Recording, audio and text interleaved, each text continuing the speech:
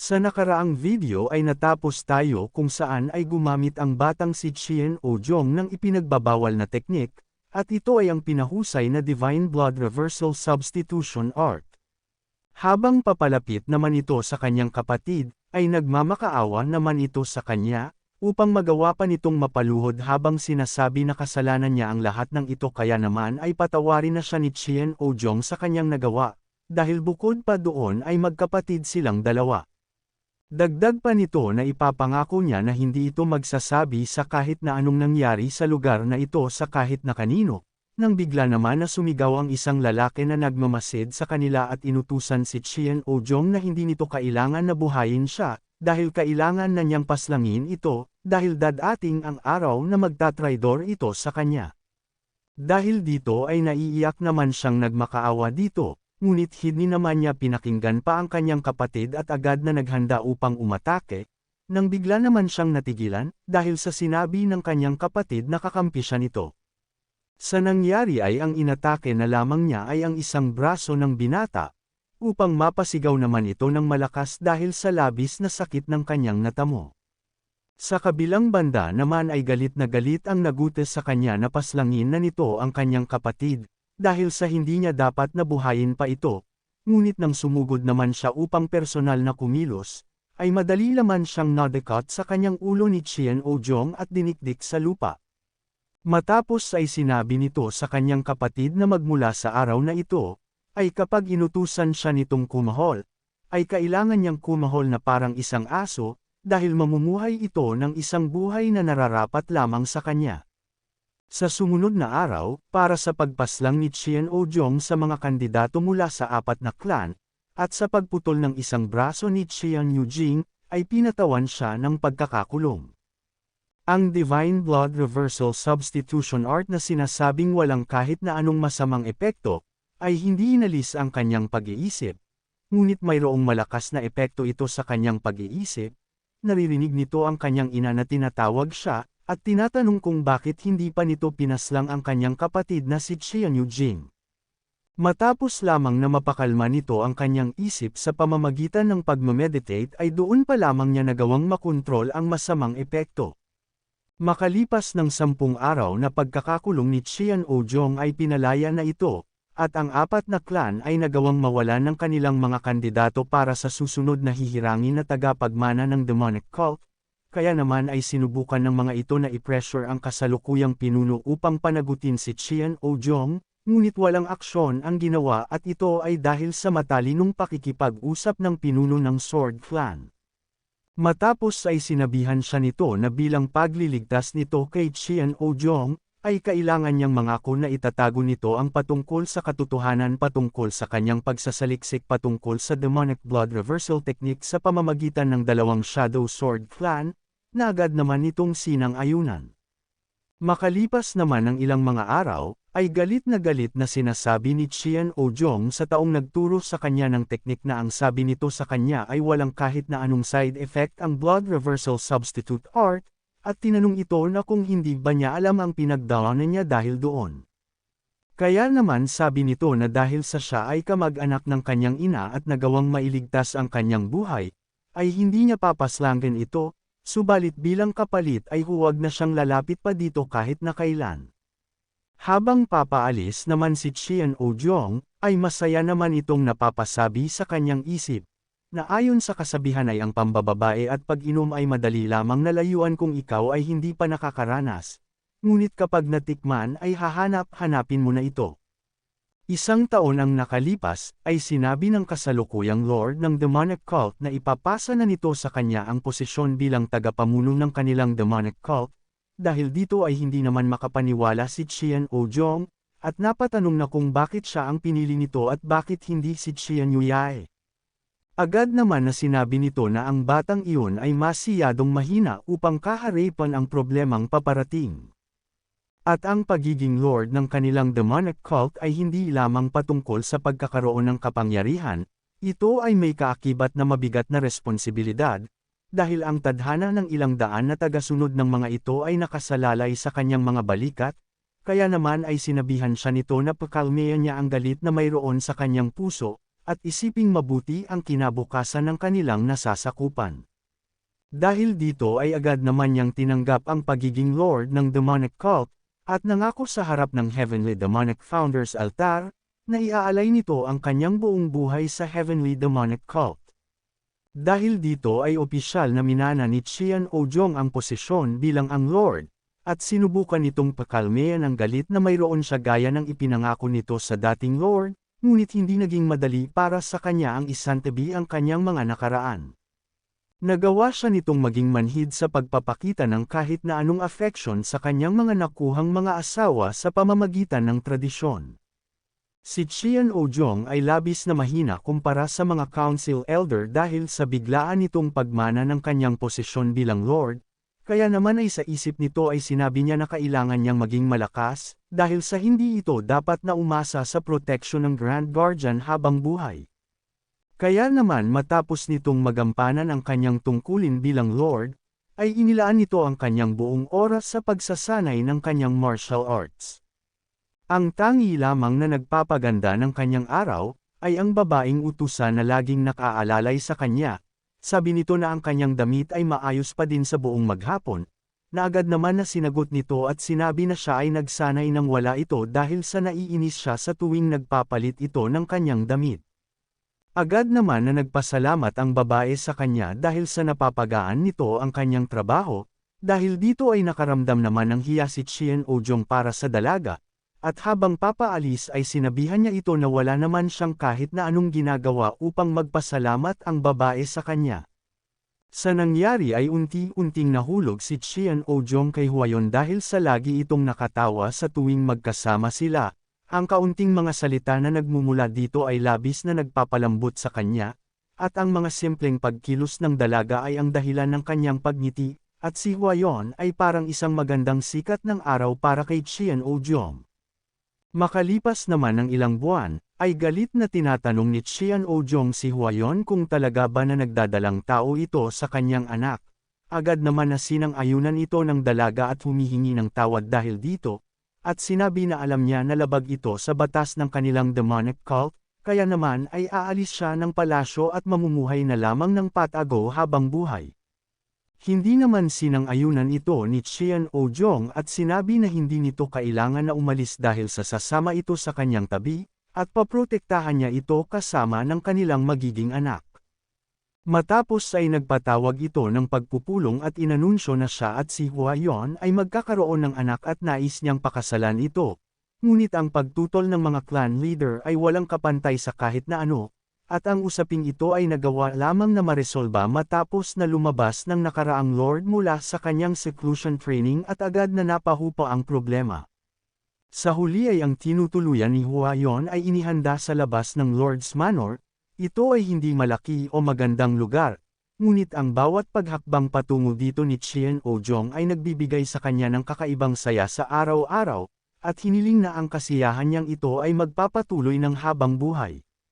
Subalit, ang higit na atensyon na ibinibigay nito para kay Huayon at sa anak nito na si Qian Yuun, ay nagugat sa pagseselos ng mga asawa nito mula sa Six Main Clan, at ang bagay na ito ay nagdulot ng pagpapahirap para sa dalawa. Isang araw, nang ang nakaraang Lord ay biglaan na lamang na nawala matapos na lumabas sa kanyang seclusion training, ay ang buong demonic cult ay sinubukan na hanapin siya ng patago. Ngunit ang unorthodox sect ay nalaman ang patungkol dito, kaya naman ang Supreme King nito na si Hangyon ay nagtungo sa demonic cult kasama ng malaking hukbo ng mga mandirigma upang sakupin ito. Ang labanan ay tumagal ng halos 6 na buwan. Walang kahit na sino ang nagawang mapigilan ang Supreme King Hangyon, at nagsanhi pa ito sa pagkakapaslang sa dalawang council elder at sa kapatid nitong si Qian Yujing, at wala nang ibang pagpipilian pa at yun ay ang magtungo doon upang makipaglaban, ngunit sa kalagitanan ng digmaan, ay dinapuan ng isang napakapambihirang karamdaman si Huayon. Kaya naman ay agad itong dinalaw ni Qian Ojong, at humingi ng tawad dahil sa nangako ito sa kanya na paprotektahan siya nito sa kanyang tabi ngunit ngayon ay wala. Agad naman siyang sinabihan ni Huayon na wala siyang dapat na ikabahala patungkol sa kanya, dahil ang demonic doctor ay palagi naman siyang tinitignan, kaya naman ay hindi din magtatagal ay gagaling na siya. Matapos ay tinawag naman na siya ng kanyang kasama at sinabi na oras na para sa kanila na umalis, kaya naman ay nangako ito sa babae na babalik siya agad, ngunit walang kaalam-alam si Cheon Oh-jong, na ito na pala ang huling beses na makikita niya ang babaeng pinakamamahal niya. Sa lugar naman ng digmaan, ay kitang-kita ang hirap na kinakaharap ni Lord Cheon Oh-jong, ngunit nakita naman itong pagkakataon ng kanyang kalaban, kaya naman ay gamit lamang ang isang palm attack, ay nagawa nitong mapatalsik ang kasalukuyang Lord ng Demonic Cult, at sa lakas ay napasuka naman ito ng dugo. Kinutya naman siya ng kanyang katapat at sinabi na kung siya ba talaga ay ang pinuno ng Demonic Cult, dahil kumpara sa kanyang kapatid na kanyang pinaslang, ay masiyadong mahina pa siya para sa kanya. Kaya naman ay pinasalamatan niya si Cheon Oh-jong dahil sa pamamagitan niya ay magagawa ng may sulat ang kanyang bagong yugto ng kasaysayan sa buong martial realm. Sabi pa nito na ang henerasyon sa hinaharap ay titingalain siya na si Kung Hangyon bilang ang martial master na nagawang makatalo sa Demonic Cult. Sa isip naman ni Lord Cheon Oh-jong ay hindi ito mapakali sa kakaisip na hindi siya maaaring matalo sa labanang ito, dahil kapag natalo siya, ay hindi na niya muling makikita ang kanyang iniwang pamilya.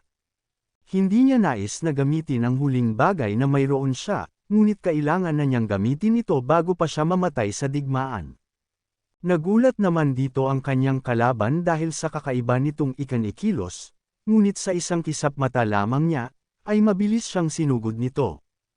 Mabilis na umangat ang chi ni Cheon Oh-jong, at gamit ang malahalimaw nitong bangis, ay walang ibang pinagpilian si Hangyon kung hindi ang iatras nito ang kanyang buong puwersa. Sa pangyayaring pag-atras ng Supreme King, ay si Cheon Oh-jong ay nakuha ang titulo bilang isa sa 5 Great Martial Master, na dating titulo ng pinalitan niyang pinuno ng Demonic Cult. Subalit, ang naghihintay sa kanyang pagbabalik sa Demonic Cult, ay ang balita ng pagpanaw ng kanyang pinakamamahal na asawa. Sinabi ng Divine Doctor na ang sanhi ng pagkakamatay nito ay dahil sa micro-poison, kaya naman ay agad na ipinag-utos ni Cheon Oh-jong sa buong Demonic Cult ang paghahanap sa salarin, ngunit sa huli ay wala din silang nakita. Ang labis na nagpahirap sa kanyang buhay, ay ang muling pagbalik ng masamang epekto dahil sa paggamit niya ng Divine Blood Substitution Art, at kahit noong inilibing ang kanyang asawa ay nagawa nitong ikulong ang kanyang sarili sa loob ng training room upang labanan ang labis na sakit na kanyang nararamdaman at sa mga nakikita nitong ilusyon. Siya ay dumaan sa labis na galit at hinagpis, hanggang sa ang mga pader ng training room ay mapuno ng kanyang sariling mga dugo. Subalit kahit pa siya ay nasa hindi magandang kondisyon, ay nagawa nitong maagapan ang ganap na pagkawala niya sa katinuan, sa takot na maging ang kanyang anak sa pinakamamahal na babae ay mawala din sa kanya, at ito ay labis niyang ikinatakot.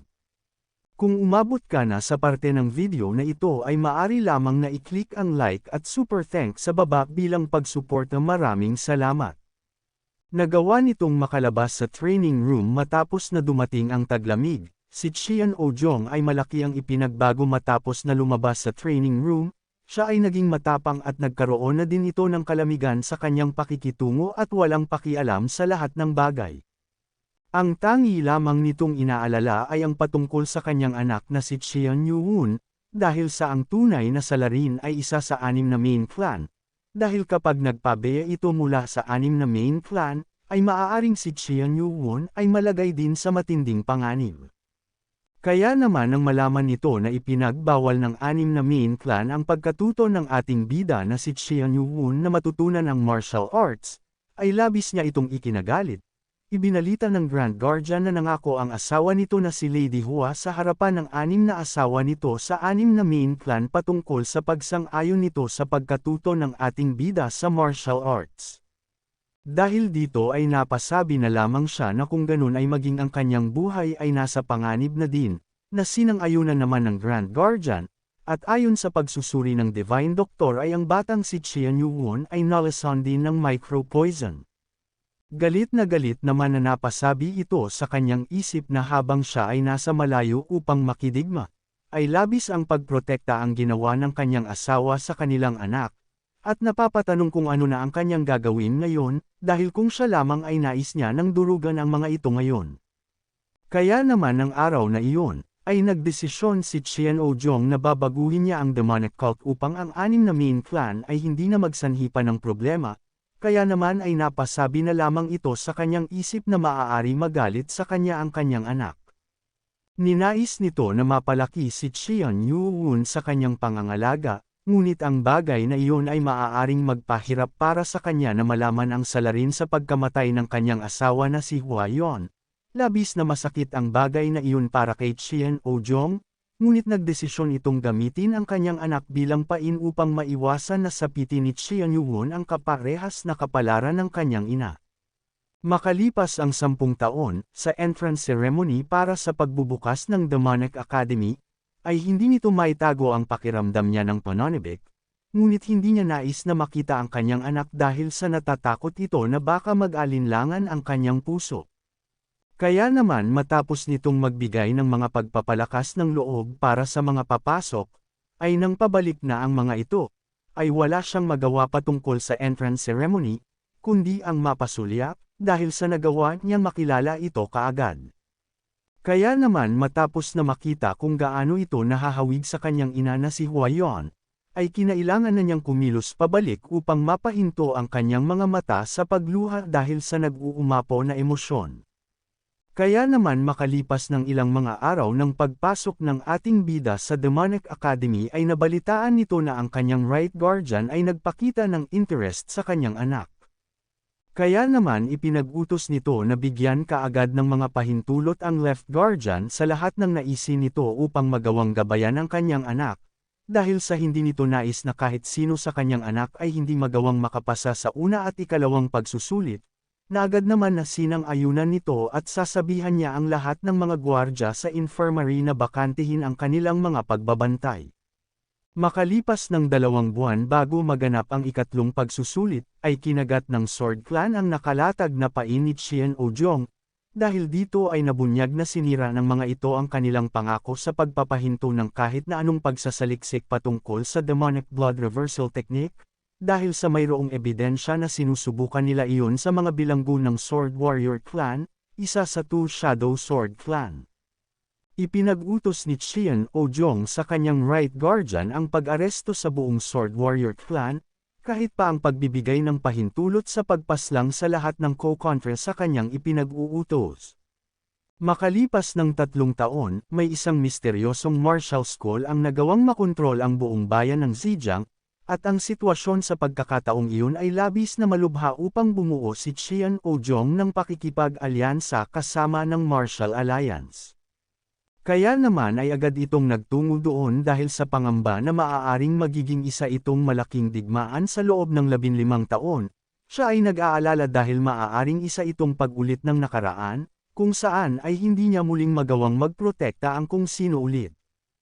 Ang martial art master na mula sa Supreme Saber of Six Martial Arts ay labis na malakas at masiyadong mapanganib kumpara sa kanyang mga nakalaban noon, at dahil sa hindi naging sapat ang puwersa ng kanyang mga council elder, ay sumali na ito sa labanan kasama ng Grand Guardian.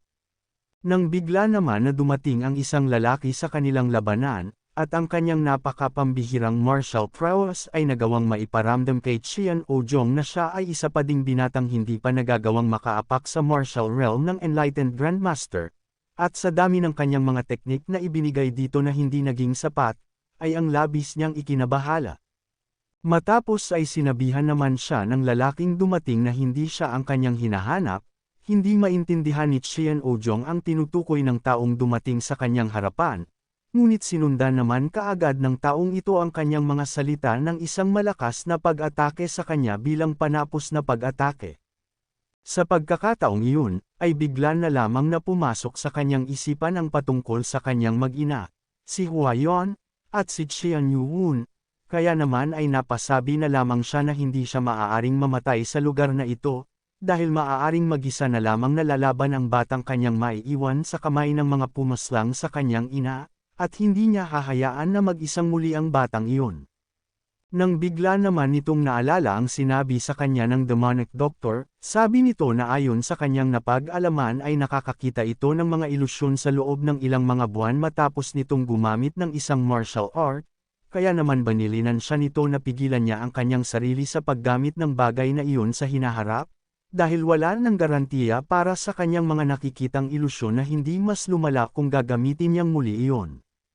Ngunit sabi nito na wala na siyang iba pa na mapagpipilian, kaya naman dahil dito ay bigla na lamang na napaatras ang lalaki sa kanyang harapan, at sa isip ni Chien O-jong ay pilit nitong sinasabi na hindi siya maaaring mamatay sa lugar na ito. Sa nangyari ay muling ginamit ni Chien O-jong ang Divine Blood Reversal Substitution Art, at ito ang tagpo kung saan ay nawala ang lahat ng alaala na mayroon siya.